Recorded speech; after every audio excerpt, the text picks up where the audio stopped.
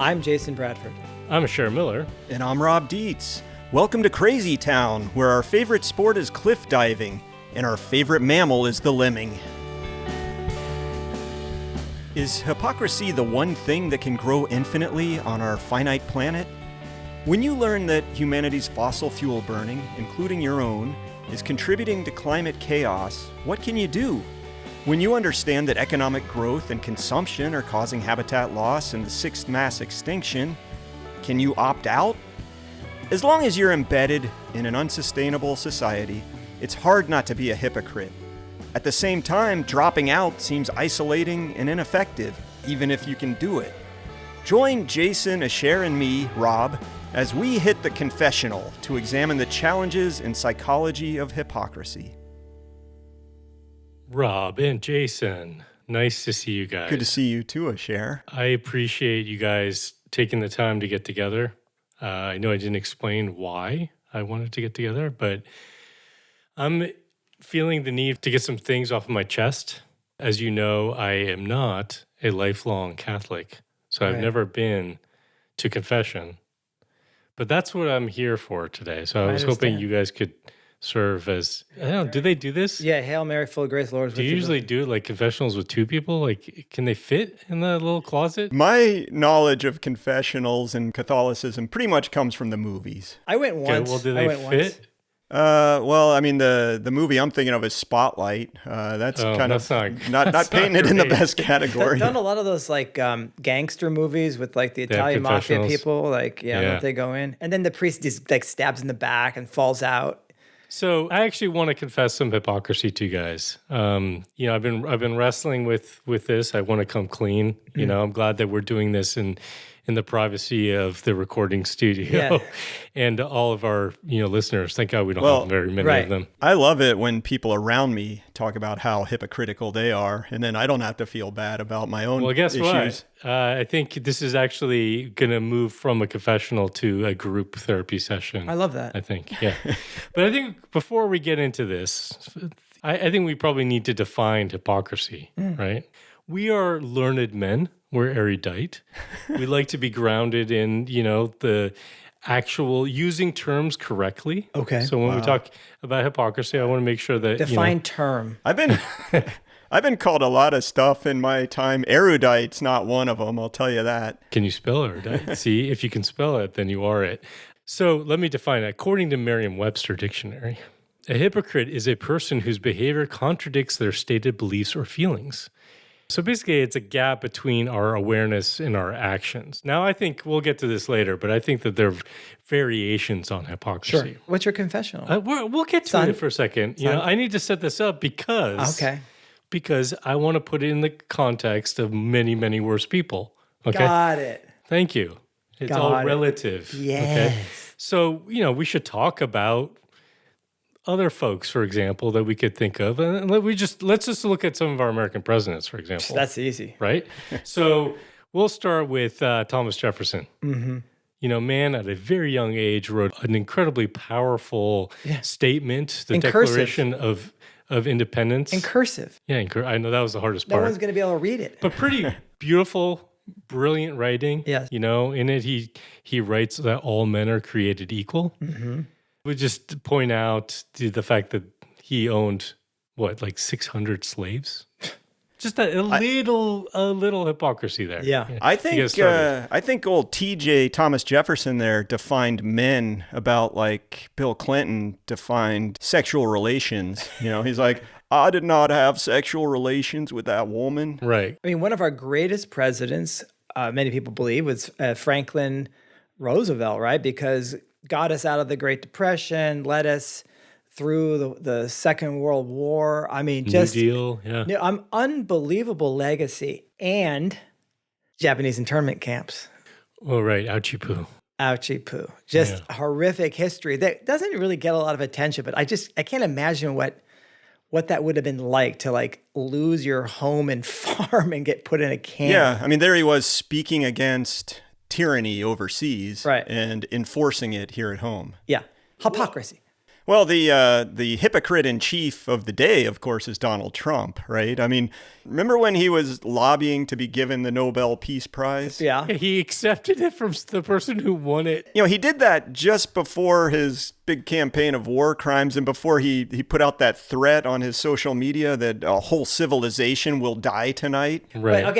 But, that sounds very hypocritical. But I don't even know if he's capable of hypocrisy, because I do actually think you actually can't be sociopathic. So actually, that gets to this. Let's coin a new term: the hypocrisy spectrum. Yeah. Okay? So that gets to this a little bit, right? Because I think there is, the definition of it talks about a person whose behavior contradicts their stated beliefs or feelings. I think there are variations, shades of gray on this thing a little bit, because Trump, I think you're right. Very hypocritical, that statement. But in many ways, he's far less hypocritical than a lot of presidents who did a lot of corrupt shit. Right. You know what I mean? But because he's in the open, like, I'm just a scumbag trying to make money. Yeah. And we're open for business. Right. Right. Come to my house if you buy enough of my my meme Was coin. that his famous "I'm just a scumbag" speech? I didn't see that one. So we should talk about, let's use the Olympics. Okay. So we got gold medals, silver medals, bronze medals, right? So maybe I'll give what I think of as a pretty egregious, so like a gold medal hypocrisy. Good. Okay? I'm Right. gonna stick Top of the podium, hypocrite. Yeah, I'm going to stick in the realm of politics. Okay.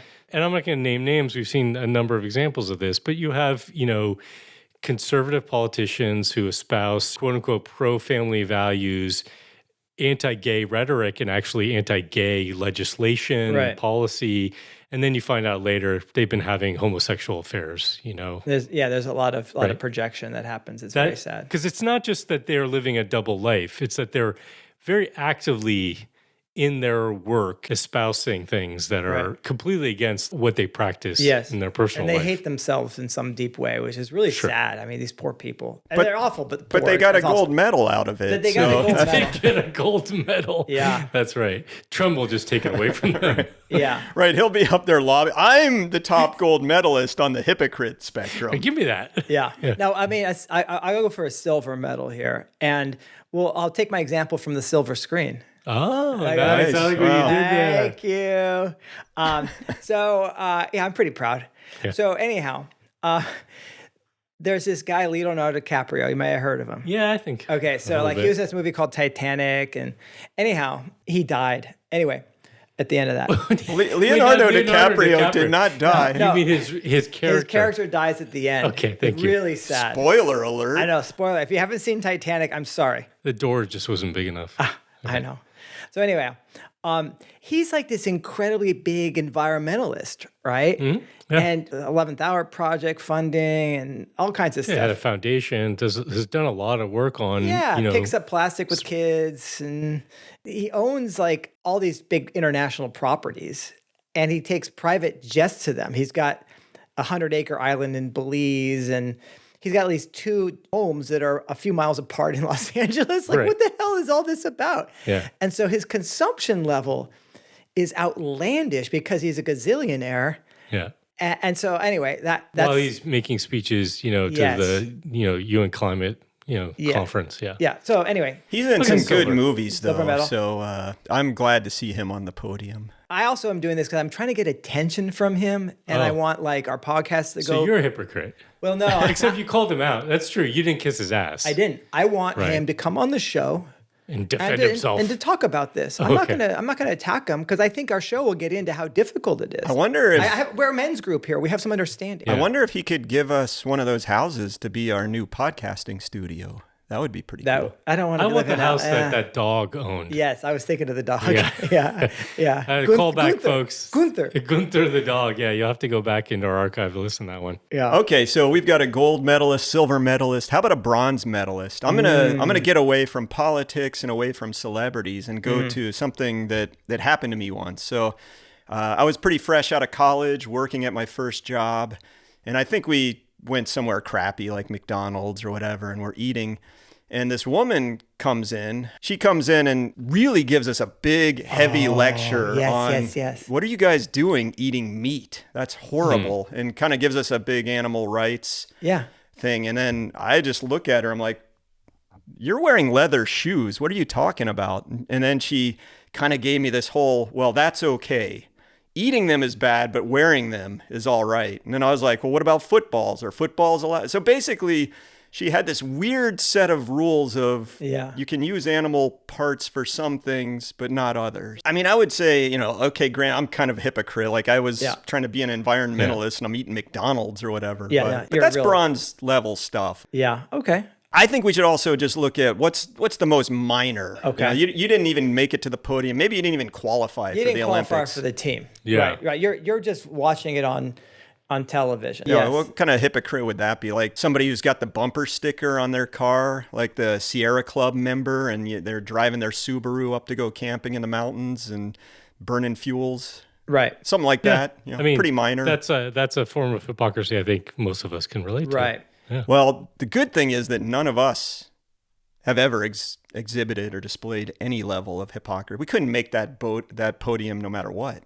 Well, so let's get to confessional time. Yeah. In fact, you know, we got to do this I see that what the long setup was. in true crazy town style, Yes, right? Which is not. I mean, if we were really supportive, like you said, this is like a men's help group. Yes, You know, it's yes. you know, we're listening deeply and attentively to each other. You know, air out. I've got some white sage right here. I'm burning. Yeah, but we're not going to do that. Oh. We're going to mock each other. Okay, so. The whole exercise here is which one of us is the biggest hypocrite? You are. Not me. Not me. Well, none of us are at Leonardo DiCaprio levels is what you're getting at. No, I'm saying between the three of us. Oh, no, I know that. But at least we're not at Leonardo DiCaprio Right, levels. no, I had to set it up I so that get we it. felt a little better I about get it. ourselves. First of all, we don't know this yet. I mean, when I hear what you've been doing that's that's true. hypocritical, you might surpass Leonardo. I doubt it. Well, let's go. Okay, let's go. Game on, buddy. Game on. Well, what I need to confess to you guys is I've actually been working on the side as a PR hack for big oil. Right. Yeah. I've got a good confession I'm going to throw out there for you guys. Okay? The three of us, people know who are listening to this, we talk about ecology. We talk about the limits to growth. We talk about not burning fossil fuels. I mean, yeah, we talk about 80s movies. Yeah. So when we moved into the house we live in now, it was actually being built at the time. It was like kind of a new neighborhood. And we got there in time to tell them, hey, can we have electric appliances instead of gas? But only a few things. Like we were able to get the stove that way, but they had already put in a water heater. And there was already this fireplace, which is set Like a up. gas fire? It's a gasoline, not gasoline, natural but natural gas. Yeah. I just throw a cup of gas on the fire. So it's a natural gas, burning thing, and it has fake logs. Yes. And to turn it on, you flip a light switch. Yes. So I got three of those in my house. right. Okay. Well, We don't use them, but so we got were them. like, we're not going to use this. This is the stupid ass thing. Forget it. Yeah. Well, this last winter, our system stopped working very well. It Like wasn't your normal heating system? Yeah, it wasn't going. The house was getting kind of cold. Oh. And so, we would wear a jacket, but still ended up flicking the goddamn switch. It still worked. Oh, yeah. Wait, this is your confession? Yeah, I'm burning a bullshit fire in my house. Just burning when I didn't even want the gas line hooked up. You bastard! Exactly. It's pretty okay. I think I got that beat, dude. I think you're trying to game this game. I will say, I felt bad. I'm like, I'm flipping this switch to, all it does, it literally, in the moment, burns natural gas. Yeah, like, I'm sure. trying not to burn fossil fuels, and here it is, just lighting it on fire right in front of my face. Oh, God. Okay. But If it makes you feel any worse, it's probably fracked gas. Yeah. Excellent. Yeah. I mean, okay. I think that's one little thing. And I get that. And I would say that if I really pay attention, every single fucking thing I do day in and day out feels like that. And Bill Reese, had this essay out recently, and he recycles a lot of the same stuff and just sort of repurposes. Bill is an ecologist. He's been at it for decades and decades. The Like 6 co-creator years. Yeah. of the ecological footprint concept. Yes. Super brilliant, super kind, kind of like I'd say a hero of ours in this program. But he's got a shtick. Pretty fucking depressing reading his stuff. And so, I read one of his new ones recently, and I've heard it all before, but he's kind of reorganized and got a few new quips, and he's tied it to new recent events. We all do this stuff. But his big thing is we've got modern techno-industrial civilization and arguing with that about what you should and shouldn't do is impossible. It's like saying, make this hurricane change direction. Like there's no way. And basically, because I'm embedded in modern techno-industrial civilization, every single thing, like I'm looking around the room, right? We did this before in one of our episodes. Which one was the episode we talked about? That was the one about the hemp microphone. Yes, that every object around me was made in some industrial plant that was burning natural gas or was coal-fired or a nuclear plant, and there was a machine that went out and mined the materials, and there was shipped around the world. We did the 10,000-mile cod. Every item that I'm looking at and touching is basically from some process like that is devastating. And Bill outlines that we're stuck in this. We're like trapped. And so if I take the time and realize that every moment of my life, I got you, but give me one. Give me something you've done recently where you're just, I mean, I'm the priest here in your confessional box. I drove in my Toyota Tacoma 1997 truck to my job at the tennis club, where I got balls out of a basket that was made of stainless steel, it had rubber wheels on it, and these balls got like plastic felt and synthetic rubber, and I got a graphene racket, and I got concrete tennis court, and I've got a plastic net. Didn't I say one thing? And I've got LED lights, and I've got insulation made of fiberglass in here. I mean, but you brought your reusable water bottles. Yes. Okay. Made out of plastic. No, this one's metal.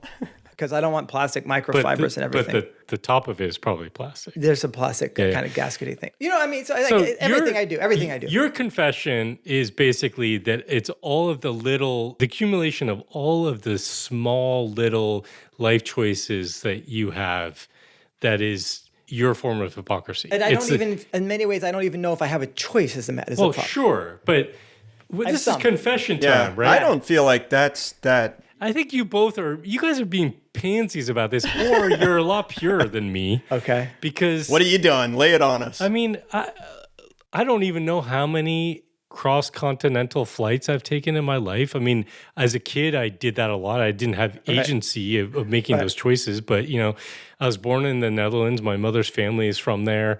We would go many summers we would go to the Netherlands, right? So like you think about the missions of that, but it's not just from when I was a kid. I mean, as an adult, and I've taken my kids on planes to go visit family, right? So like the emissions of those flights, those trips are enormous. They're greater than the lifetime emissions of many, many people on this planet, right? Right. What was the statistic that like, I remember it was like a New York or LA, I don't know, to Cairo jumbo jet flight uses more energy than was used to build a pyramid. Yeah. I know. Like we have no concept. But wow, you're really evil, aren't you? Well, and it's tough. I mean, in my defense, both of my parents decided to move to Europe. Yeah, it's their fault. It's like, well, but I know what I know. I do the work that I do. And I still make the choice, not every year. Yeah. But I make the choice to get on a plane to go see relatives in Europe. It's your fault then. Jason, there's a reason you're not the priest in the confessional box. I don't think they say stuff like that. Our Father who art in heaven, go repeat after me. Hallowed be thy name. You make him. You, dude. It's not going to work on me. You just make him do some push-ups or something. Okay, burpees then. If you're a Jew, you got to do burpees. Okay, I could do that. Okay, 20 I'll be burpees. right back. I mean, that's cool, flying to see family, you evil bastard. But, I've been on a cruise before, like a full-on. Which you went on because of family. That's true. Yeah, we've talked about this on this podcast. Like, it was after my uncle died and my mom was kind of like wanting to get together. Everybody would help take care of him and treat us for an Alaska cruise. And I remember the best part of it was when the cruise backed up into this cove. They just dumped all the waste. The point was into the water. No, the point was to get a great look at this glacier. Right. And I was sitting here. Wow, we're melting it in real time, right here, right now. The exhaust, the exhaust pipes were like coming out at 180 degrees Fahrenheit, and just like you're seeing like ice melt against the face. Right. Yeah. It was like they were just about ready to turn into a water slide. Yeah, and then they turn on the turbo jets and the flames that came out of the back, and they're like, hey, watch this, we're going to make it glow. I mean, it was weird. Like, you'd be on the deck of a cruise. I remember me and my daughter were playing soccer on the deck of the cruise, and I'm just thinking, like, this is absolutely nuts. So you could play tennis on some cruises, you think? I'm sure you could. Interesting. They had I could be maybe a tennis pro on a cruise and get free. I could be like one of these people that goes on a cruise as a staff, but all I do is teach tennis in like 8 hours a day. And I have like 3 sessions during the day. This is getting to gold medal stuff. You're dreaming about how hypocritical you can be. Yeah. I think that's true. Okay. That would be cool. That makes me feel better about myself. Oh, God, that would be cool. Okay. Anyway, I got to put that on my LinkedIn page. Well, I think we need to get back to you, Jason, because you brought up this whole, like, everything you do makes you a hypocrite. Can you explain that a little more, the challenge of living the way we're living? Well, that's the thing. It's like Bill Reese says, the modern techno-industrial civilization we're in, if you're in it, you're participating in every single way. I pay taxes. I'm paying the salary of some numbnut to plan out like the new freeway system, right? Yeah. I mean, let alone the military. We know that, okay? But every single basic thing we think of, I'm paying some other numbnut to think about how they're going to expand the sewage treatment plant so that people can keep pooping and flushing their feces away instead of us like saying, let's collect those feces. Night soil, baby. Because we're going to run out of fucking fertilizer because the Strait of Hormuz. We are right now. Yeah, right. And so we don't do anything right. We don't do anything right. There's not a single thing we do. I mean, like I'm saying, like everything we do every day. You just bought on Earth Day, I got a confession for you. On Earth Day, you bought what? Okay? I bought a washing machine. Yes, and where was that made? On Earth. So in some ways, take a breath, dude. Jeez. Okay, in some ways, because we're embedded, we can't blame ourselves too much. The system actually needs to change. But of course, the system isn't changing. The system's going to collapse. And then, of course, the dilemma is that you don't see any workable alternatives around. So you're like, I can't get out of this. It's going to collapse. But what are the alternatives that are maybe resilient in the face of the collapse? Because it's not part of modern techno-industrial civilization. And you end up essentially making all these compromises where you calibrate. So I have a great compromise I did recently. Plastics suck, microplastics. They're all over the place. They're probably embedded in my brain and my prostate. I think explains a lot. Well, every time you smack a tennis ball, a whole cloud of microplastics erupts right by your face. And you breathe it in. Trust me, I've thought about that, okay? I do have natural gut strings. But you don't have natural felt balls. No. Okay? But that's what I'm saying. The compromise is I don't have plastic strings. I get natural gut. And I'm hoping that I'm having my plastic aerosol intake while I'm on the court. If you try to go buy like clothes, like athletic clothes, like yoga pants or whatever, or they're all freaking plastic. I got rid of all that stuff and I have all natural fiber wardrobe. But again, where does that come from? There's a whole industrial supply chain with all the emissions and crap, the diesel to get here, the Amazon truck, the plastic packaging it comes in. Well, let's talk about some of that calibration that I think we can all relate to, and probably our listeners can relate to as well, right? Yeah. It's like I'm trying to be slightly less horrible of a person. Yeah. I'll give an example for me, of how I do that and how much of a hypocrite it makes me feel. Yeah. Right? Which is I drive an EV car. I drove one here. Yeah. Right? That's redundant, by the way. That's an electric vehicle car. That's true. I think you just drove an EV. I drove an EV. Anyway, I drove an EV here. I got this little Chevy Bolt. And, me too. Yeah. Copycats. That's a compromise, right? That's me calibrating. That's me saying, well, I'm still participating in this system. I'm still basically driving to get to places. Yeah. I could have walked here, I guess. Could have ridden my bike here. I drove here, right? Right. Is it less bad than driving like a Hummer? Or, a teeny weeny bit. Yeah, a teeny weeny bit. Well, I want to lean into what you were saying, Jason, the hypocrisy. It's you sort of have to be a hypocrite if you're in the system. Right. And I've been geeking out lately on housing, just sort of learning some stuff. It started probably, I'm sure, on YouTube or something like that, with somebody making a house out of Adobe bricks. You love that stuff. Yeah. You love that stuff. I love how people show how they make stuff. I mean, maybe it's all fake. I don't know. But I started looking into the reality of this. Yeah. And I learned of this guy, Hassan Fatih. He's an Egyptian architect. And he was actually the first recipient of the Right Livelihood Award, which we've got other heroes. One of my big personal heroes is Herman Daly, the ecological economist, who won that award. And I think Nemo Bossi. Yeah. There's a few folks. Yeah, and this guy, Hassan Fatih, won it in 1980. So it was like the first year the award was given. Wow. And what he won it for was he wrote a book that he titled something like An Architecture for the Poor. And basically what he was talking about is the materials you need to build your structure, especially in a place like Egypt, are right under your feet. Yes. And not only can you make a building for cheap, but you can also make it with incredible temperature regulating properties. It's like in the desert, the sun hits these thick walls and it won't immediately heat up the inside. It'll basically store energy in the wall. Nighttime comes in the desert, the temperature drops and the walls are radiating heat at night. Right. And so it's like this perfect setup. And, for me, I think like, oh, okay, so I moved into a crappy American, stick house with all kinds of toxic materials and plastic all over it. And it would be illegal for me to even attempt to have a house like that. Or, I could do it if I just built it, but it's not insurable. I couldn't sell it. Yes, I couldn't, exactly. And it's just like, but now that I have this knowledge of kind of clean, quote, green building, like now I feel like a hypocrite just living in my house. Oh, I feel like all the time. My house got some award.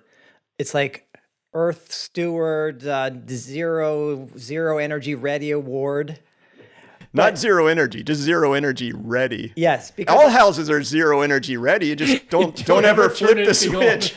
Don't turn anything on. Apparently, I didn't have a big enough PV array to be totally neutral, but close. That was the idea. But yeah, I had to. It's crazy. It's like I had to have a power outlet every 6 feet on the wall, or was like not up to code. Like, it's just one nutty thing. Oh yeah, that's like parking lots, right? Like to be up to code, you have to have so many miles of pavement to place cars. Like getting a composting toilet that's approved in a residence is almost impossible, right? Which is so you have to flush everything and it's into a septic system. No, it's crazy. It's crazy. I think about this all the time, like the housing thing too. Like I was thinking I'm going to convert my farm to this permaculture model, right? Where I'm thinking about the future of this place over decades, and I'm literally planting willows and other things that I can coppice so that I can make coppice buildings where you have woven wood and then you put mud on it. Coppice means you can take cuttings and replant them? Yes. Well, when you cut it, it resprouts from the base and you get all these little long wood fibers that you can bend. And so coppice and daub housing is very, very amazing. And it's like this adobe on the outside, but wood framed on the inside.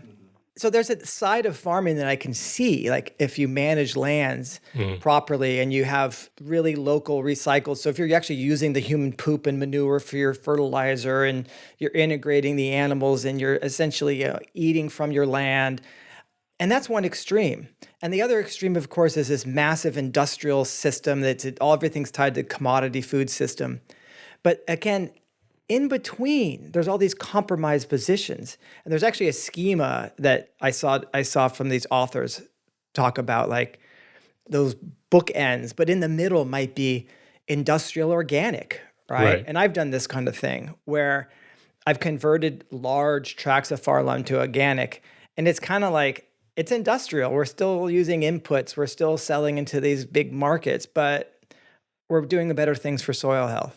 You use only organic diesel in those organic tractors, exactly. right? It smells like French fries. It's all bio. But then you can see like smaller scale, more place-based, local food system farmers who reduce their use of things and start thinking about this whole farm design.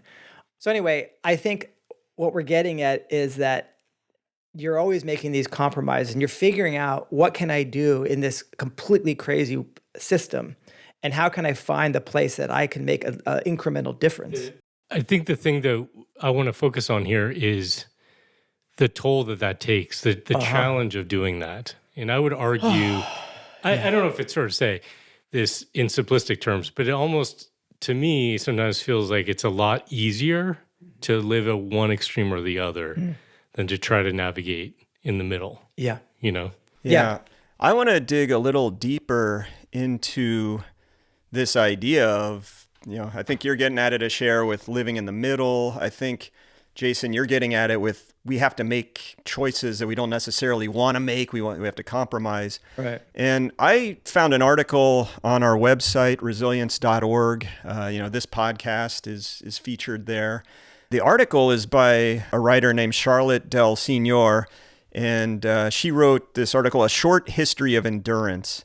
And she describes two double binds that we're in, okay? And so a double bind arises when every option carries some loss, right? It's like you're damned if you do, you're damned if you don't. But you have to make a choice. It's mandatory, and you're going to get penalized no matter which choice you make. Yeah. So the first of these double binds she mentions is you can stay in the mainstream culture. You participate in it, but then your values erode. Right. The other side of that is you could withdraw from the mainstream culture, but then you lose your income and security, or maybe belonging falls away. So that's one double bind. Participate, values erode. Withdraw, lose your income, lose your belonging. The second double bind that she mentions has to do about your voice. If you speak out against the mainstream, you can intensify the amount of polarization out there. Like that's what we need, more polarized discourse. But the other side of that double bind, if you stay quiet, then the harm continues. Yes. So I was wondering if we could come up with some examples of these double binds that you get around this hypocrisy of trying to live in a, what'd you call it, Jason, Bill's term, a modern techno-industrial society? Well, they're very common. Like I gave the example of my house already, okay? Wonderful house. It's considered state-of-the-art. But, in my world, what I think of as state-of-the-art for modern techno-industrialization is still a mess. Like I still would like to have something like this Egyptian guy's talking about, or wattle and daub housing from the materials from my own land, and have a composting toilet and live like really simply like that. But like I said, I can't get a building permit for these things, and I don't. Where are the craftspeople around to do that, right? And so you're stuck. You need a house, and it's illegal to do what you think is the right thing. Again, then values erode. I'm in this double bind. Yeah, or at least your ability to express that value erodes. Exactly. I still think you have a good heart, Jason. Okay. Well, that's the thing is that if you can't express that value, right, you're living inconsistently with it. In this case, because the system sort of forces that on you, right? Then you have to carry the weight of that incongruence. That incongruence. Right? You have to carry that with you. Hopefully you don't feel it every time you open a fucking door in your house. You know what I mean? Bad. Like No. every time you go take a leak, you're a little bit. Okay. I go outside. I try to go outside. But that's true. You've seen me. I have seen you. Yeah. I try not to let the neighbors see me. I try not to let the neighbors see me. I go behind bushes. So good. Well, let's take the other side of that double bind, which is if you withdraw, your income or your belonging falters. I think the withdrawal, the classic story from history is the Unabomber. This was a guy who had real critique of modern techno-industrial society. Totally, yes. And made some valid points. But what did he do? He took himself out of that society, and certainly his belonging fell away, and he became completely just evil about it, right? I mean, he was willing to murder people, totally lost touch. I think for me, I've got the example of income. I had this nice job with the federal government, which probably would have gone away if it were in modern times anyway. But I used to work for the Fish and Wildlife Service, working on big landscape conservation issues, and near and dear to my heart. But once I learned all this stuff that we talk about in Crazy Town here, I was like, oh, I need to go work on this. So I quit my job to take a position to run this little nonprofit. So my salary just basically went bye-bye. Mm-hmm. Yeah, but you use that as a stepping stone to your current job, which is what, 7-figure salary, I think. Well, I'm trying to get it to 8, but we'll talk see. about that later. Yeah. Let's talk about the speaking up piece. She writes about polarization intensifying.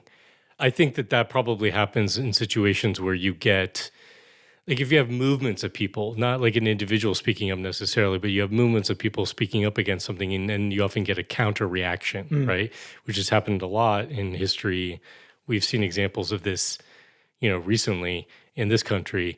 But I'm thinking more about it less from the polarization standpoint, but more of like the impact. It relates a little bit to the one you talked about, Rob, which is belonging faltering. If you're speaking up within your social circles, it's very easy to basically lose relationships, be the person that people kind of try to avoid, at the family reunion. Oh, yeah. We talked about this with Douglas Rushkoff. Like when you start talking to somebody and they start looking at you like you're absolutely nuts, like you're some conspiracy theorist. Well, the other day we had some people over for dinner and, this is their first time to our house. They're kind of work colleagues of Kristen.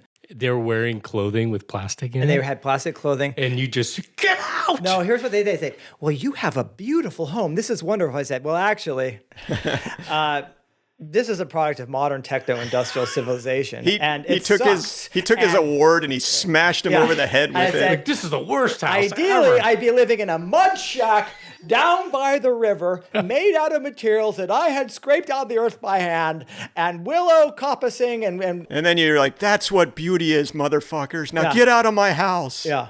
And they slowly backed away like Homer into the bushes. Yeah. Right? We just got to go to the bathroom, and then they never come back. Right.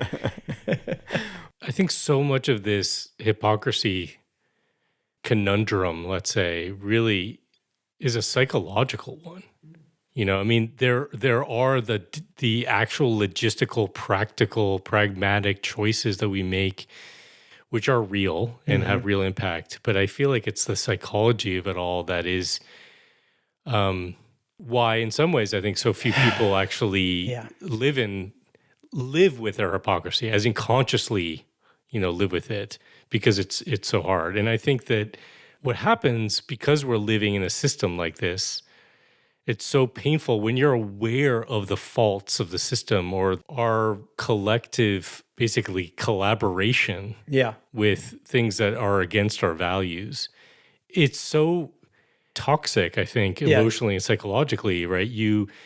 People tend to fall into these, I would say, to these extremes, right? And I think about in the field of psychology, they talk about this window of tolerance. We actually did, a couple of years ago, we did a whole deep dive series at resilience.org around building emotional resilience. And we had one of our advisors, Leslie Davenport, help us with this. And we had some experts talking with us about it. And one of the topics that we covered was this idea of a window of tolerance, which basically is kind of this range that everyone has where you're able to kind of deal with difficulty. You're able to deal with whether it's just like the difficulties of a day-by-day situation or even challenging moments or whatever. If you're in a healthy place, so it's psychologically, it's like your emotions are there, but they're regulated enough so that you can think clearly, problem solve, handle the situation. So you can actually be with a situation and handle a situation where you're present. You're not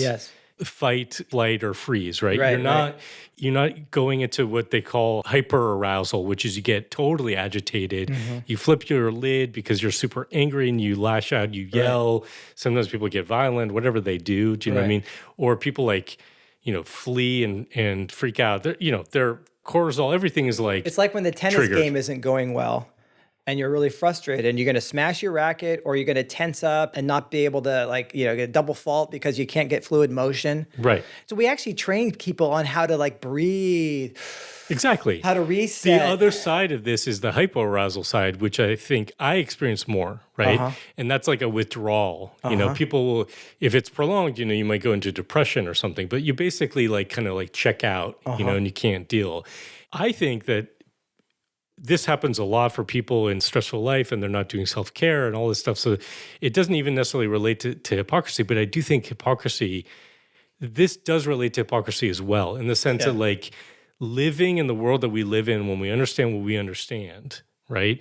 You could see how people might even vacillate between these states where they lash out because they're like, I'm not living according to my values. Yeah. They might lash out at other people who are actually doing the same thing. Yes. Do you know what I mean? Because they're actually upset with themselves for that.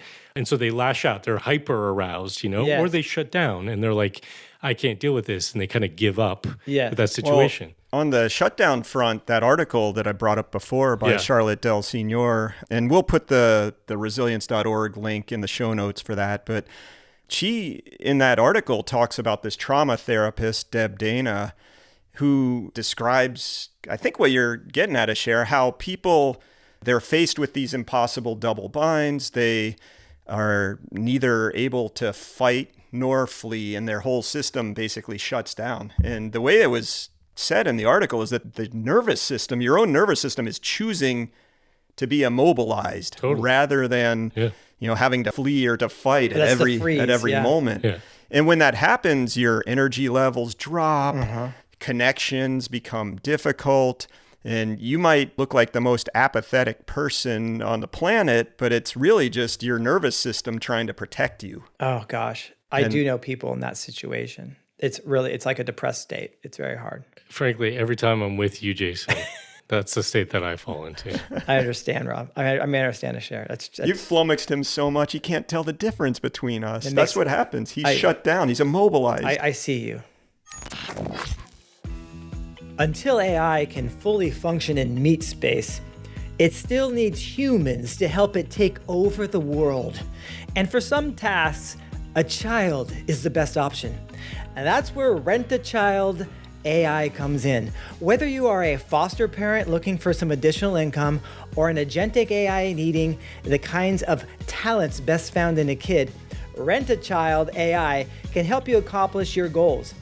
Our children have successfully hidden in cabinets to secretly record board meetings, delivered subpoenas instead of Girl Scout cookies, and scored against their own AYSO soccer team to lose a game and win a bet for their AI boss.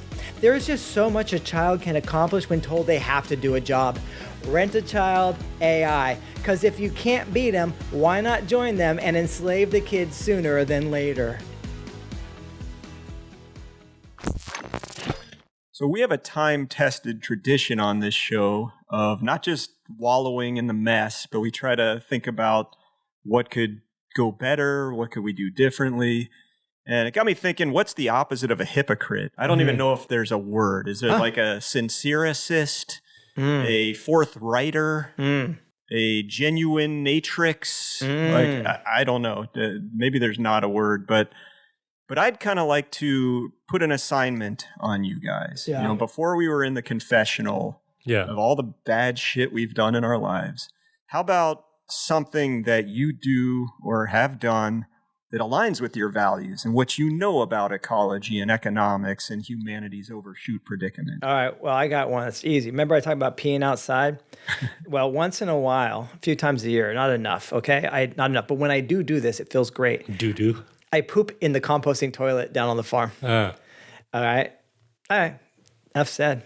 There you go. That's a start. That's a start. And it's really heartening to me that I'm not the one talking about bodily movements this episode. You've inherited my mantle. Yeah, I'll pass it around, share it.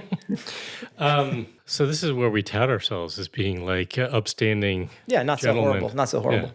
I guess I got out of the stock market back in 2007. Wow. You missed the whole. I lost so much money, probably. I can't even imagine how much it is. It doesn't matter because I don't have it. Yeah. But I just couldn't. I couldn't deal with it, and I will say, that was based on feeling like I had the flexibility, I guess, on some level to make that choice. I don't judge people who feel like they have to invest in the market because they need to save for their retirement or something like that. But that was a choice I made. Mm-hmm. Yeah, I think that's amazing. And everyone's laughing at me for being a fucking idiot. No, but even if you were invested in, say, a mutual fund that was claiming to be socially upstanding, you look at the stocks that are listed, and It's all bullshit. It'll have Microsoft in there. It'll Yeah, have it's all Amazon part in of there. the MT, modern techno-industrial civilization. That's all you're investing. You're just putting your money to grow that. It's stupid. Yeah. Well, on my part, I recently hosted a resilience.org event that one of the guests in it was a guy named Doug Tallamy. He's an amazing. entomologist, and he wrote a book called Nature's Best Hope. And Great book. Got some other books too. He has this idea of kind of, I don't remember exactly what he calls it, but it's like a home-based national park system. So homegrown national park. Okay, homegrown. So rather than you have these conservation areas where you're doing good, it's like we should all be doing good at home. So the idea is plant natives. Have your yard, if you have that, or if you have access to some spot that you can have it be habitat for critters out there. So at my house, I'll call it pretty slowly doing this, but trying to roll out any kind of grass that's not really serving much purpose and plant the native Pacific Northwest meadow kind of stuff. And I notice, like, when that stuff, first of all, when it blooms, is beautiful. But what really gets me jazzed is seeing the bee life, and especially the native bees, the bumblebees that love it. And it's weird. I know it's a tiny, small thing, but it feels really congruent with the idea of ecosystem repair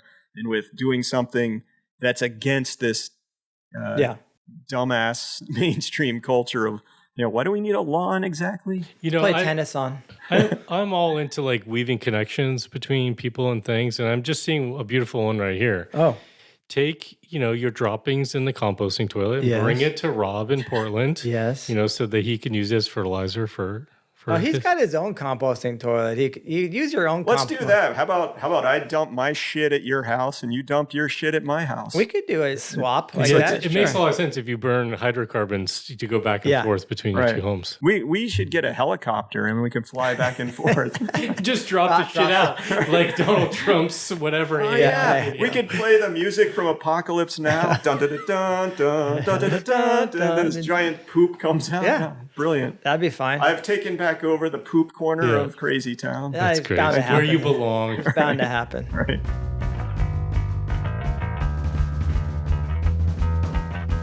Hi, this is Rob. I've gotten a lot of joy, friendship, and insight from hanging out with Jason and Asher here in Crazy Town, even when they're laughing at me instead of with me.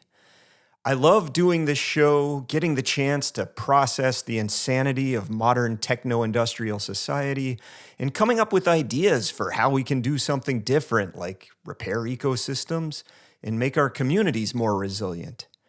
If you'd like a chance to interact with the three of us and share some stories and laughs, we've got a special event for you. It's the Crazy Town Hall.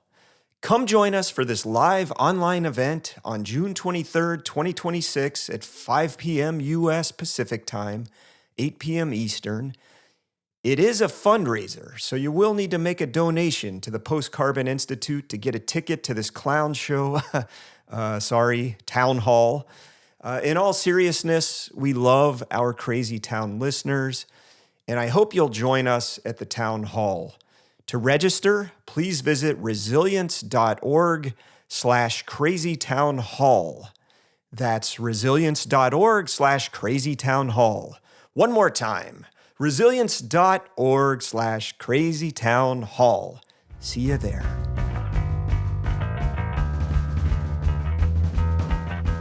Dear listener, I know that you like to slum it with us, listening to, Jason, Rob, and myself talking about stuff in our inimitably stupid way. If you would like to get more sophisticated, insightful, inspirational content. Erudite. Erudite. Okay. Check out resilience.org, which is Post-Carbon Institute's flagship website. It's where our podcast and a few other podcasts have their home, but we also publish articles there every day that are carefully curated and selected, trying to cover the gamut of the poly crisis, but also explore responses to it and what people are doing. So I would suggest signing up for our newsletter, which is our daily digest that you can get. You can get that weekly too if daily is just too much of a deluge for you. So just go to resilience.org and then look at the top right-hand corner. There's a big subscribe button there. Click on that, and then you could sign up for the digest. Let's do this.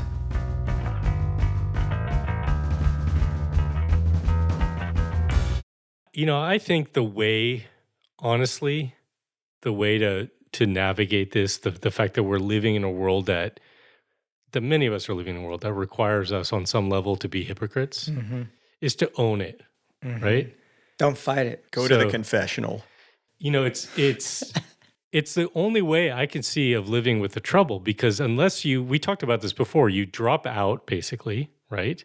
So that you're living congruent with your values, but then there are all these costs to that. And you're also in some ways, you're participating in the complicity of not trying to change a system or bring other people along, right? So you either do that, or you basically are like, fuck it, I guess if the whole system's going to keep doing this, I'm just going to, give up on this. So if you're trying to navigate living in this world while still holding on to those values and working towards something, I would say give yourself permission to be hypocritical, give yourself some space and some grace to do that, but don't succumb to it. You stay on the path of trying to address the things that you can address. When you name the hypocrisy, and you could even do it in a way where you're either being humble or you're making fun of yourself a little bit, it gives others permission to do the same. And it's not about staying in the place of we just, I'm cool with it. I'm good with being a hypocrite. It just means recognizing that's the challenge that's being posed in front of us, and we can work on making the changes that we can make. I would say particularly preparing for the world as it collapses and the opportunities that arise or the needs that arise. It's the only way to stick with it, in my view, really. I hadn't thought of it, but I think that works for me all the time. I talked about that flick the light on or light switch in the fireplace comes to life. You're a terrible person. But it was an easy rule to basically say, we don't do that, right? But what I notice is, you mentioned driving a EV car. Jason, you mentioned driving EV car. Yeah, I know. I got to get the grammar police of myself. And Jason, you went to the automatic teller machine, the ATM machine. And yes. All right. Back to what I was trying to say is that when you name your hypocrisy, like if you think driving is antithetical to a sustainable society, it definitely influences me to ride my bike more often or walk more often or just decide not to make that car trip. It definitely helps undo that hypocrisy. Yes. I also think, part of this for me is I want to really know what's real. I want to be truthful. There's a value to me in that. I hate phoniness. I don't know if this comes, but phoniness drives me crazy. I guess I got to leave. And so, the worst kind of phoniness is when you're lying to yourself, right? And that's going to cause all these psychological problems. It's when you're lying to yourself that you get in the most trouble, I think, mentally. But, because you're not going to be able to get to disentangle yourself from the hypocrisy that you're going to be engaging in, then you have to deal with what you were talking about, a share of managing sort of the hype, whether you're getting the hyper arousal, I've been in a lot in this episode. No kidding. I don't know what it is. Maybe it's all the playtime I'm getting with baby lambs or something like that, and the lack of sleep. I don't know. That should be regulating, actually. Lack of sleep, maybe not, but playing with lambs. I don't know. You said everywhere you go, everything you see, everything I see becomes a Tootsie Roll to me. Everything you see becomes a Bill Reese nightmare to you. Only Gen Xers get your Tootsie Roll. I had to buy these bottles for the baby lambs, and they're plastic. I know. Let's go back. Okay, but anyway, what you got to do is figure out how to not be in that freeze mode, that nervous system shutdown mode, and regulate this stuff, right? So how? Well, there are lots of exercises, and what I will do, folks, is I will go and get some resources, and we'll put them in our show notes for people. Kegels and stuff? You could do those too. Okay. Different purpose. Okay. But my pelvic floor, is it anything? I'm not talking about that. Okay. I'm talking about exercises that you could do. People talk about meditation. There are lots of great resources out there. They're actually great apps for meditation that people can use. There's deep breathing exercises. There's even an exercise that I've done not too long ago where you actually write down for yourself things that you do, signs of when you're in hyperarousal and signs where you're in hypoarousal. Like, what are the indications that you're in that state, right? So that you can actually recognize them when they're happening. Yeah. What are indications when you're in that window of tolerance, when you're in a well-regulated place? And then you can also write down for yourself, what are the things that you could do that can help return you into that window of tolerance? So for me, for example, when I'm hyper aroused, like I'm mad, I'm upset, I'm angry, I basically throw darts at a picture of you, Jason. I see. Yeah. That makes sense. I pet my dog, Willow. You're such I a go cute lay dog. down with Willow. Yeah. I hug him and I pet him, and it totally like relaxes me. I wish my dog would let me do that. Yeah. Well, you can always come over, Yeah, I got the baby lambs right now. Yeah, that's true. That's good. Yeah. So anyways, we'll list some resources in the show notes for folks, and I really highly recommend it. It's been a practice that's helped me quite a bit. Mm-hmm. Yeah, and as you get inside your window of tolerance, that's the place where you can chip away at some of your own lifestyle hypocrisies. Like you said, I mean, I like the idea of a kind of well-regulated mind. It allows you to maybe approach this stuff with some logic.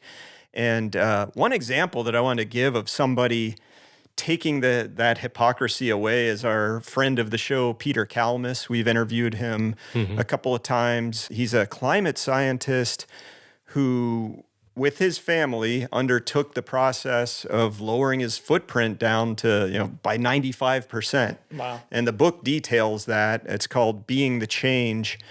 And I just think, you can take a resource like that and emulate. You probably, and sometimes you don't even need a manual. You can do like Jason and see every little thing in the world and maybe just deal with one of those at a time. The other thing that I want to point out is that what we've listed so far are things that you do kind of on your own, in your own mind and in your own life. But critical is finding the others who are doing it. Like I genuinely love coming here with you guys, making a bunch of jokes, but actually figuring out how we're going to ride out these storms that are hitting us.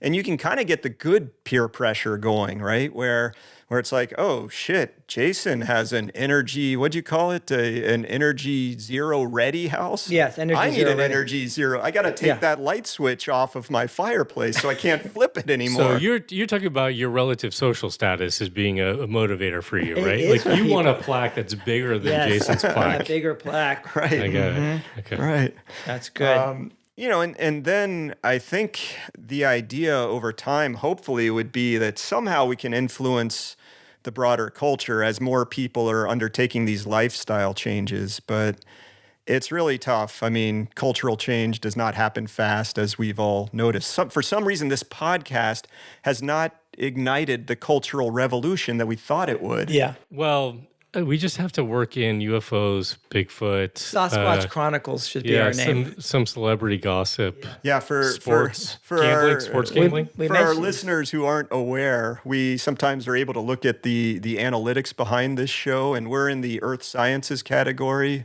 which is a little odd, but it was the closest fit we could get. And the top shows are always about Bigfoot. Earth Sciences. Like we don't care about the fate of the biosphere or of humanity. What we care about is a fake animal. Actually, listeners, you could help us with that. If you haven't, please go and rate us. So maybe we can get into what? 6th spot behind the 5. It's either that or we're switching to all Bigfoot all the time. That's right. Yeah. Your choice, listener. Yeah. You choose. We got to throw in the Loch Ness Monster and Yeti and these sort of I things. don't know. Are they as popular The as the Bigfoot? jackalope. I think we could do that. I just had this vision, by the way, when you were talking, Rob, about the plaque thing. Would Jason completely lose his mind if we took that plaque and actually hung it at the front of his, like on this front door? Right. You probably lose it. I would right? be so pissed. You would be pissed at us. What a beautiful home. It's net zero ready. Oh my God, congratulations on winning You that must be so award. proud. This is a good every April Fool's, and we get a bigger plaque each year made out of less and less sustainable material. Right, that's good. Yeah. I guess for me, and maybe we give some examples of this too. We're sitting here talking about living with our hypocrisy, right? Navigating between these worlds, being willing to live with that, which I think is hard. I mean, so much of I would say this is a common theme to the work of Post Carbon Institute and the issues that we explore, the stuff that we've talked about on this podcast repeatedly, where we talk about how kind of both sides are wrong in debates, and that the reality is nuanced, and that is true in this case as well, right? Which is that for very many of us, the vast majority of us who are engaged with these issues, we practice some form of hypocrisy. So instead of trying to deny that or castigate ourselves, endlessly about it, embrace it, and then use that to think about the steps that you can take. So living in both worlds, make the choices where you can, right? Engage with others in constructive ways. And I think I can give an example for me of trying to think about making some choices while I'm still part of this system, right? That are pointing in a more sustainable, more resilient, maybe even more just direction. So the food that we eat, where does it come from, right? The furthest edge for us in terms of trying to have one foot out of the current system is what we do with you, Jason. Yeah, right? the farming club. The farming club. We could talk about the tools and the things the inputs that go into that. But we are actually using our bodies to grow food But that steel was mined on that Broad Fork, and it was forged in a factory that was, exactly. Yeah. You can just go crazy. Yeah, but we're not doing that. No. Right? This is actually about trying to learn how to grow food ourselves, getting as much of our own produce that we eat every year from that, and then for the other food that we buy, making the choice to go to, we're lucky here, we have a local cooperative that has, healthy food, a lot of it coming from local producers. So we make the choice to buy that food versus buying food that we could probably get more cheaply or, in larger amounts at Costco or something like that. Yeah. Right? But we're still part of the system. We're absolutely still part of the system. And in every step of the way, there are elements of it that are still completely embedded in the, industrial complex. Yeah. What about you guys? You go ahead, Jason. I mean, I already said, the most I've done is I got instead of plastic strings, I got the gut strings. Do they work as well? They work better. I highly recommend gut strings for your tennis racket. Uh-huh. Way better than anything I've ever had. Is it your own gut that you've taken it from? It's cattle gut. That would be more in line with his values if he just were stripping out pieces of his. Hold on, kids. Before I can teach this lesson, I got to restring my. And no plastic clothing anymore on court. Uh-huh. Like I said, cotton wool. Think about it. If he was using his own gut and he kept a little tether line, he wouldn't even have to put his racket down. He could just. You could just hang it from his body. Yeah, keep restringing. And then just, bite it off, right? And then you can restring. Yeah. Unbelievable. Well, the idea of being willing to live in two worlds, it got me thinking about this trip that I have planned this summer. I'm going to be away. My daughter is graduating from college, and she and I are planning to hike from around Mount Shasta in Northern California across the whole state of Oregon on the Pacific Crest Trail back to the Columbia River. I'm super excited for this trip. One of the reasons for doing it is to really reconnect with nature, drop off of the whole technology scene, obviously spend this quality time with my daughter. Now, my body is probably not the best ever designed for hiking 650 miles. No. So there's a real race to limit the size of the backpack, the amount of stuff that I'm carrying. Yeah. And so the number of things that I've bought or that I already had for camping that are, made of plastic or, whatever, some ripstop nylon. Yeah, some kind of thing where you're just like, I'm trying to get close to nature. I'm trying to be out in it, from my, ripstop nylon tent or whatever. Or it's been a little frustrating, crazy making, but I'm willing to be that hypocrite and make that compromise for hopefully the greater good of getting that connection with my kid and with nature. I mean, it's way better than this dude over here flying across the world to visit people. So go easy on yourself. Yeah, we should. I mean, thankfully, Jason, you and I have never flown anywhere. Only this jackass Asher has done it. Yeah, while you're hiking the Pacific Crest Trail, I'm flying to like Disneyland, France, or whatever they call that place. Yeah. Yeah. Do you Nice. think there'll actually be any jet traffic between the U.S. and Europe come summer? Well, hopefully. I mean, I trust our Whatever. fearless leader. I figured out how to really gather up the microplastic, and I'm just going to be dumping it on the trail along. I'm trying to pave the PCT in microplastic. Well, good luck with that. That's our show. Thanks for listening. If you like what you heard and you want others to consider these issues, then please share Crazy Town with your friends. Hit that share button in your podcast app or just tell them face to face. Maybe you can start some much needed conversations and do some things together to get us out of Crazy Town. Thanks again for listening and sharing.